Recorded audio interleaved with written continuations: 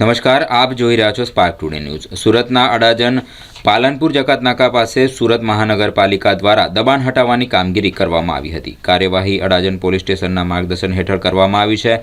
Adajan police સ્ટેશનના PI Shri બી કે ચૌધરી સાહેબ જણાવ્યું હતું કે ટ્રાફિક વ્યવસ્થા સુચારુ રહે અને જાહેર માર્ગો ખુલ્લા રાખવા માટે એમએસસી સાથે મળીને કાર્યવાહી કરવામાં આવી છે। કાર્યવાહી દરમિયાન પોલીસનો પૂરતો બંદોબસ્ત રાખવામાં આવ્યો છે। એસએમસીની ટીમે રસ્તા પરના ગેરકાયદેસર દબાણ કેબિન અને લારીઓ દૂર કર્યા છે। અધિકારીઓએ જણાવ્યું હતું કે જાહેર હિતમાં અને કાયદા મુજબ કાર્યવાહી જરૂરી હતી અને આવનાર દિવસોમાં અન્ય વિસ્તારોમાં પણ દબાણ હટાવવાનો ઝુંબેશ ચાલુ રહેશે। ઘણા વખતથી અહીંયા ગેરકાયદેસર દબાણોના કારણે ટ્રાફિકને ખૂબ જ અડચણરૂપ થતું હતું। લોકોને પણ ચાલવામાં કે જવા આવવામાં ઘણી મોટી તકલીફ પડતી હતી। આવી વિવિધ ફરિયાદો એસએમસી અને પોલીસને મળેલી હતી, જે અનુસંધાને પોલીસ અને એસએમસીના અધિકારીઓ સાથે મળી મીટિંગ કરી આજે દબાણ હટાવવાની કામગીરી શરૂ કરવામાં આવેલ છે।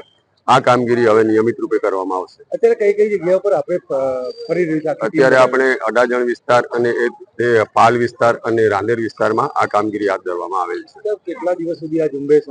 આ મેં કહ્યું એમ આ હવે નિયમિત પ્રમાણે આ કામગીરી કરવામાં આવશે કે જ્યાં સુધી ટ્રાફિકના અડચણરૂપ દબાણો કે નહીં હટે ત્યાં। સાહેબ, લોકોને શું અપીલ કરશો?